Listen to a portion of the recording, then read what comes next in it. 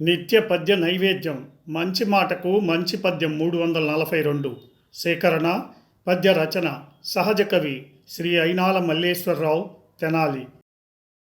గానం మధుర గాయకులు శ్రీ వెంపటి సత్యనారాయణ తెనాలి. మంచి మాట. కోపం తుఫాను రెండూ ఒక్కటే. అవి ఆగిన తరువాత కానీ తెలుస్తుంది ఎంత నష్టపోయామో, ఎంత నాశనమయ్యామో.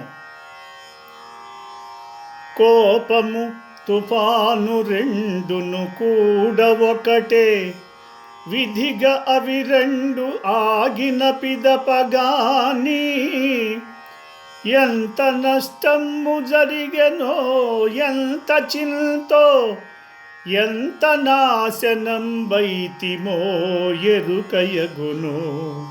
ఎంత నాశనం బైతిమో ఎరుకయగును.